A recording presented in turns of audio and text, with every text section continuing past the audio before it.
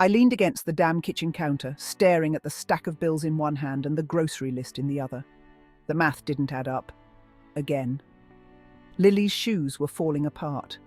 Marcus's damn field trip was due Friday, and there was no way I was going to tell him he couldn't go. And Liam, he was working his ass off at the factory, dragging himself home every night looking like he'd gone 10 rounds with life. I let out a breath, sharp and heavy, and folded the list. "Screw it," I muttered, shoving it into my pocket. I'd figure it out. I always did. Raising this family felt like climbing a goddamn mountain that never ended. Every time I thought I'd caught a break, another hill would appear, steeper than the last. It wasn't fair, but what the hell could I do? Stop? Fall apart? No way.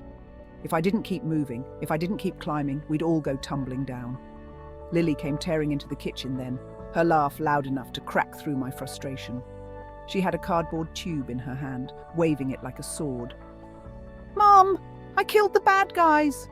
she yelled, grinning from ear to ear.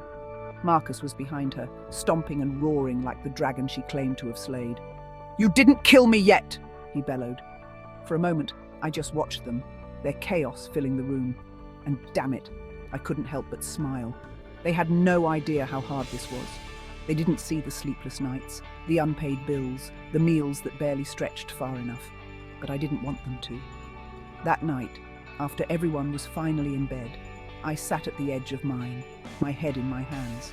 My feet throbbed like hell, my back ached, and the silence felt heavy. Liam was out cold next to me, snoring softly, completely spent. "God damn it," I whispered to no one, staring out the window. It wasn't fair. It wasn't fucking fair. I gave everything I had, and it still didn't feel like enough.